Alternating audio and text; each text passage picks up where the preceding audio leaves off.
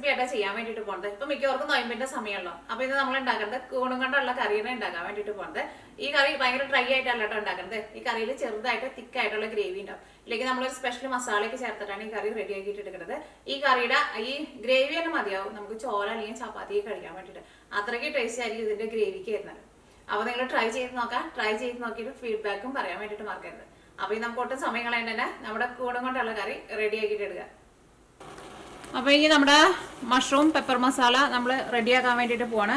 അപ്പോൾ ഫസ്റ്റ് നമ്മൾ എന്ത് ചെയ്യണമെന്ന് വെച്ചിട്ടുണ്ടെങ്കിൽ ഇതിലേക്കുള്ള മസാല നമ്മൾ പൊടിച്ചിട്ട് ഫസ്റ്റ് റെഡിയാക്കിയിട്ട് വെക്കണം.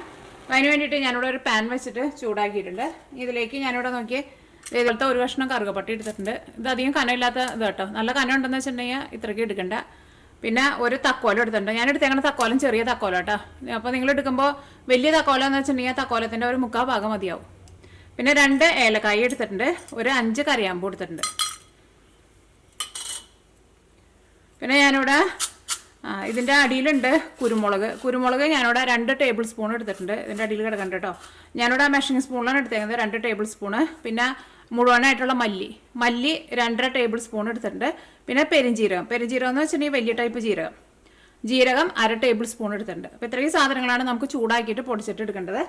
അപ്പോൾ നമ്മുടെ പാൻ നന്നായിട്ട് ചൂടായിട്ടുണ്ട്. ഫസ്റ്റ് നമുക്ക് ഇതൊക്കെയാണ് ഇടാം. ഇവിടെ മസാലയൊക്കെയാണ് ഇടാം. മസാല ഒന്ന് ചെറുതായിട്ട് ചൂടായി കഴിയുമ്പോൾ അതിലേക്ക് നമ്മുടെ മല്ലിയും കുരുമുളകും പെരിഞ്ജീരകവും ചേർക്കാം. ഇത് ഒരുപാട് കൂട്ടി വയ്ക്കണ്ട. ഇതിലേക്ക് ബാക്കിയുള്ളതും ചേർക്കാം.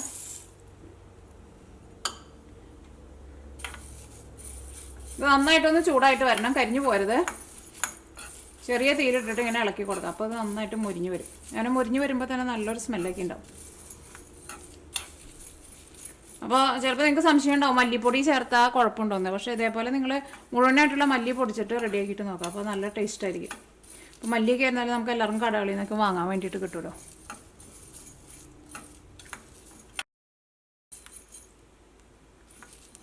ഇപ്പോൾ നന്നായിട്ട് ചൂടായിട്ടുണ്ട്. ഇവിടെ ജീരകമൊക്കെ അത് കിടന്നിട്ട് ചെറുതായിട്ട് പൊട്ടണോണ്ട് കരിഞ്ഞു പോരുത്. നമുക്ക് തീ ഓഫ് ചെയ്യാം. തീ ഓഫ് ചെയ്ത് കഴിഞ്ഞിട്ടും ഒന്ന് ഇളക്കി കൊടുത്തു. അപ്പോൾ ആ ചൂടുകൊണ്ട് ഇരുന്നിട്ട് ഒന്നും കൂടി ഒന്ന് ചൂടായിക്കോളും. ഇത് റെഡി ആയി കഴിഞ്ഞിട്ടുണ്ടെങ്കിൽ നമ്മൾ ഇതിൽ നിന്ന് എടുത്ത് മാറ്റണം. അല്ലെങ്കിൽ ഞാൻ ചൂടുകൊണ്ട് ഞാൻ തിരുന്നിട്ട് കരിഞ്ഞു പോകും. ഇനി ഇത് ചൂടാറി കഴിഞ്ഞ് കഴിയുമ്പോൾ മിക്സിയുടെ ചെറിയ ജാറിലിട്ടിട്ട് നല്ല പൗഡറായിട്ട് പൊടിച്ചിട്ടെടുക്കണം. അപ്പോൾ ഇനി ഇതാണ്ട് നീക്കി വയ്ക്കാം. ഇനി നമ്മൾ പെപ്പർ മസാല റെഡിയാക്കാൻ വേണ്ടിയിട്ട് പോവാണ്. അതിന് വേണ്ടിയിട്ട് ഒരു പാൻ വെച്ചിട്ട് ചൂടാക്കുക. ഇനി ഇതിലേക്ക് ആവശ്യത്തിന് ഓയിൽ ചേർക്കാം. ഞാനിവിടെ വെളിച്ചെണ്ണയാണ് ചേർക്കുന്നത്. ഇപ്പോൾ വെളിച്ചെണ്ണ നന്നായിട്ട് ചൂടായിട്ടുണ്ട്. ഇനി ഇതിലേക്ക് കുറച്ച് കടുക് ചേർക്കാം. കടുക് ഫസ്റ്റ് ഒന്ന് പൊട്ടിക്കുക. ഇനിയിപ്പോൾ നിങ്ങൾക്ക് കടുക് ഇഷ്ടമില്ലാന്ന് വെച്ചിട്ടുണ്ടെങ്കിൽ കടുക് പൊട്ടിച്ചില്ലെങ്കിൽ കുഴപ്പമില്ല. പിന്നെ അതിലേക്ക് ഒരു 1/2 ടീസ്പൂൺ കടുകാണ് ചേർത്തേക്കുന്നത്. അപ്പോൾ കടുക് പൊട്ടിയിട്ടുണ്ട്. ഇനി ഞാനിവിടെ ഒരു 2 മീഡിയം സവോള നല്ല പൊടിയായിട്ട് കട്ട് ചെയ്തിട്ട് എടുത്തിട്ടുണ്ട്. പിന്നെ പച്ചമുളക് നിങ്ങളുടെ എരിവിനനുസരിച്ചിട്ട് ചേർക്കാം. ഇനി ഇതിലേക്ക് നമ്മൾ കുരുമുളക് ആ മസാലയുടെ കൂടെ പൊടി ചേർത്തിട്ടുണ്ടല്ലോ. അപ്പോൾ അതനുസരിച്ചിട്ട് പച്ചമുളക് ചേർക്കാം. പിന്നെ ഇതിലേക്ക് നമ്മൾ ഇനി മുളക് പൊടി ചേർക്കണില്ല. അപ്പോൾ ഇത് രണ്ടും കൂടി ചേർക്കാം. സവോള ഇതേപോലെ കുറച്ച് കൂടുതൽ ചേർക്കണം കേട്ടോ. അപ്പോഴായിരിക്കും നമ്മുടെ ഗ്രേവിക്കൊക്കെ ആയിരുന്നാലും നല്ല തിക്നെസ് ഒക്കെ ഉണ്ടാവും. കഴിക്കാൻ വേണ്ടിയിട്ട് നല്ല ടേസ്റ്റ് ഉണ്ടാവും.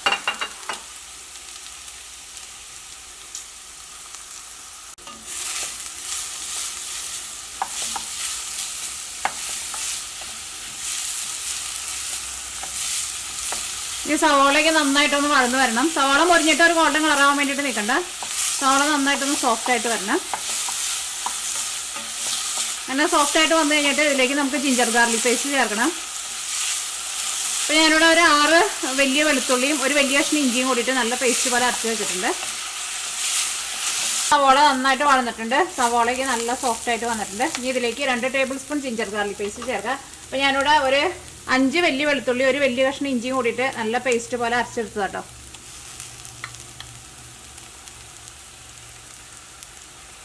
കുറച്ച് വെള്ളം പോലെയാണ് ഇരിക്കുന്നത്. അതുകൊണ്ടാണ് നമുക്ക് ഇത്രയ്ക്ക് കൂടുതലായിട്ട് തോന്നുന്നത്.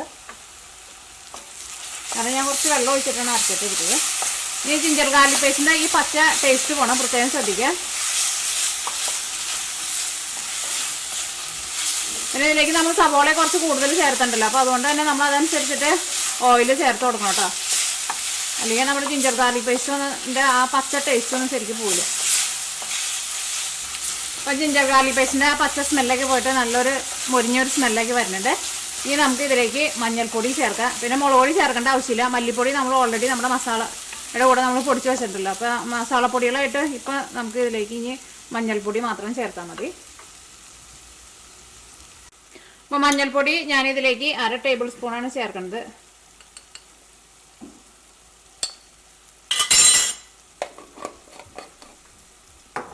ഇനി മഞ്ഞൾപ്പൊടി ഇതിനകത്ത് കിടന്നിട്ട് നന്നായിട്ട് മുരിയണം.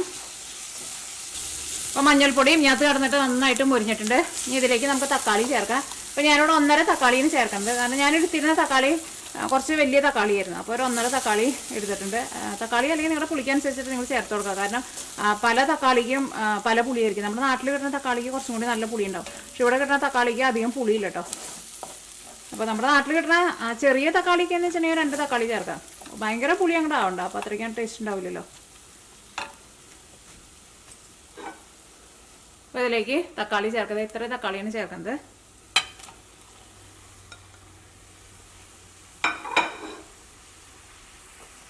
തക്കാളി ചേർത്ത വഴിക്ക് തന്നെ എപ്പോഴും ഉപ്പ് ചേർക്കാം. അപ്പോൾ തക്കാളിയുടെ ഉള്ളിൽ നിന്ന് പെട്ടെന്ന് ജ്യൂസൊക്കെ പുറത്തേക്ക് വന്നിട്ട് തക്കാളി നല്ല സോഫ്റ്റ് ആയിട്ട് വരും.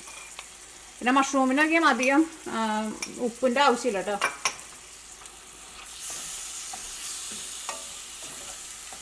പിന്നെ കൂണൊക്കെ നമ്മൾ ഇടുമ്പോൾ കുറേ ഉണ്ടാവും. അത് വെന്തൊക്കെ വന്നു കഴിഞ്ഞാൽ വളരെ കുറച്ചുണ്ടാവുള്ളൂ. അപ്പോൾ ഉപ്പ് നമ്മൾ ഒരുമിച്ച് എല്ലാം കൂടിയിട്ട് ഒരുമിച്ച് ചേർക്കണ്ട.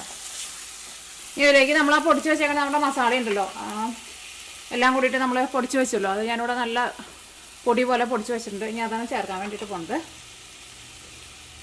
അത് നിങ്ങൾ ചേർക്കുമ്പോൾ ഫസ്റ്റ് ഒരു 1/4 ഭാഗം ചേർക്കുക. അത് കഴിഞ്ഞിട്ട് പിന്നെ ലാസ്റ്റ് നിങ്ങൾ ടേസ്റ്റ് നോക്കിയിട്ട് വേണമെന്ന് വെച്ചിട്ടുണ്ടെങ്കിൽ അതനുസരിച്ചിട്ട് ചേർത്താൽ മതി. കാരണം ചിലപ്പോൾ നമ്മൾ എടുക്കണ മഷ്റൂമിലൊക്കെ ചെറിയ വ്യത്യാസം ഉണ്ടെന്ന് വെച്ചിട്ടുണ്ടെങ്കിൽ ചിലപ്പോൾ ഇത്രയ്ക്ക് ആവശ്യം ഉണ്ടാവില്ല. പക്ഷേ ഞാൻ ഇപ്പോൾ ഇതിനകത്ത് ഫുള്ളായിട്ട് ചേർക്കുന്നുണ്ട്.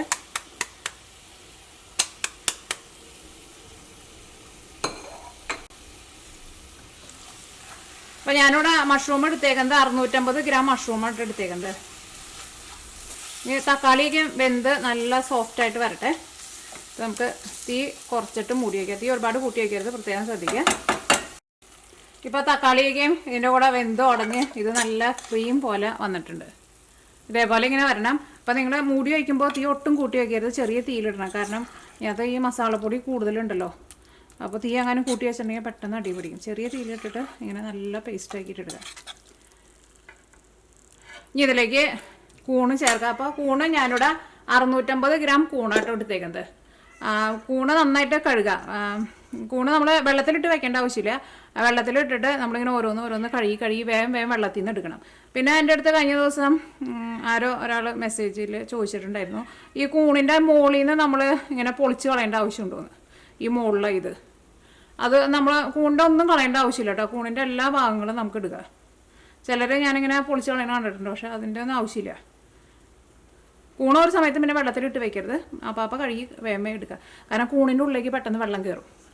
അപ്പോൾ 650 ഗ്രാം കൂണാണ് ഇതിലേക്ക് നമുക്ക് ചേർക്കുക. അപ്പോൾ നിങ്ങൾ എടുക്കണ മഷ്റൂം ഇപ്പോൾ ഇത്രയ്ക്കൊന്നും ഇല്ലയെന്ന് വെച്ചിട്ടുണ്ടെങ്കിൽ നമ്മളാ പൊടിച്ച് വെച്ചാൽ മസാല ഫുള്ള് ചേർക്കരുത് കേട്ടോ. പിന്നെ മസാല കൂടിയെന്ന് പറഞ്ഞിട്ട് നിങ്ങളതിനെ ചീത്ത അറിയരുത്. ഇതെല്ലാം കൂടിയിട്ട് നന്നായിട്ട് മിക്സ് ചെയ്യുക. ഇത് ഒന്ന് ചൂടായി കഴിയുമ്പോൾ തന്നെ ഈ മഷ്റൂമിൽ അത്യാവശ്യം നന്നായിട്ട് വെള്ളം ഉണ്ടല്ലോ. ഒന്ന് ചൂടായി കഴിഞ്ഞ് കഴിയുമ്പോൾ തന്നെ ഇത് നന്നായിട്ട് ഒന്ന് ഇരിക്കും കേട്ടോ. അപ്പോൾ ഈ കൂണിലേക്ക് മസാലയൊക്കെ ഒന്ന് പിടിച്ചിട്ടുണ്ട്. ഇനി നമുക്ക് തീ ഒന്ന് കുറച്ചിട്ടൊന്ന് മൂടി വയ്ക്കാം. അപ്പോൾ കൂണൊന്ന് ചൂടായി കഴിഞ്ഞ് കഴിയുമ്പോൾ ഒന്നും കൂടി നന്നായിട്ടൊന്ന് ഇരിക്കാമെന്ന് വെച്ചിട്ടുണ്ടെങ്കിൽ ഒന്ന് നന്നായിട്ട് ചെറുതായിട്ട് വരും. അപ്പോൾ പെട്ടെന്നാണ് തീ കൂട്ടി വയ്ക്കരുത്. കാരണം കൂണ് എന്ത് സാധനം ചൂടായി കഴിഞ്ഞാൽ മാത്രമല്ല അതിൻ്റെ ഉള്ളിൽ നിന്ന് വെള്ളം വരുള്ളൂ. നമ്മൾ അത് ചൂടാവണേലും തീ അങ്ങോട്ട് കൂട്ടി വെച്ചിട്ടുണ്ടെങ്കിൽ ഉറപ്പായിട്ട് അടിയിൽ പിടിക്കും.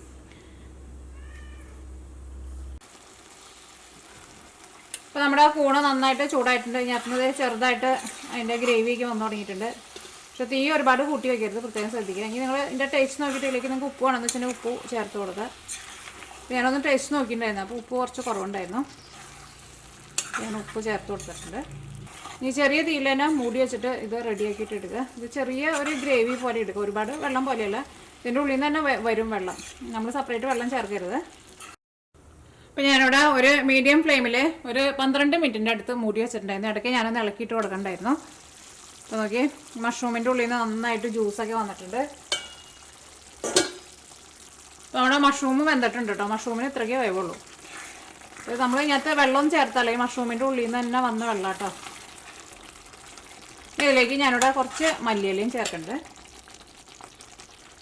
പിന്നെ ഇതിലേക്ക് ഞാൻ കറിവേപ്പില ചേർത്തിട്ടുണ്ടായിരുന്നില്ല, എൻ്റെ അടുത്ത് കറിവേപ്പില ഇല്ലാത്തതുകൊണ്ട് കേട്ടോ ചേർക്കേണ്ടിട്ടുണ്ട്. കുറച്ച് മല്ലിയില ഇട്ട് കൊടുക്കുക. ചപ്പാത്തിയുടെ കൂടെ കഴിക്കാൻ വേണ്ടിയിട്ട് നല്ല അടിപൊളി കറിയാണ്.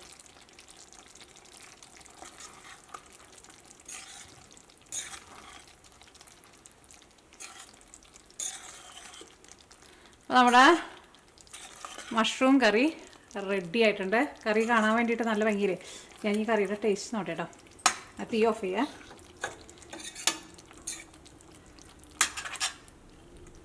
ടേസ്റ്റ് നോട്ടെ.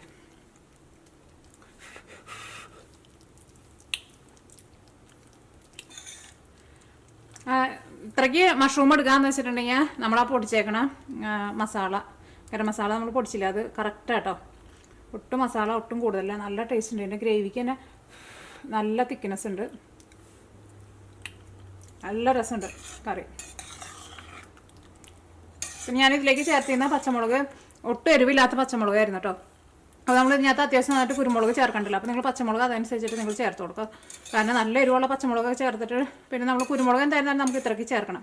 അപ്പോൾ നല്ല എരിവുള്ള പച്ചമുളകാന്ന് വെച്ചിട്ടുണ്ടെങ്കിൽ നിങ്ങൾ അതനുസരിച്ചിട്ട് വേണം ചേർത്ത് കൊടുക്കാൻ വേണ്ടിയിട്ട്. അപ്പോൾ ഇതാണ് നമ്മുടെ മഷ്റൂം കറി.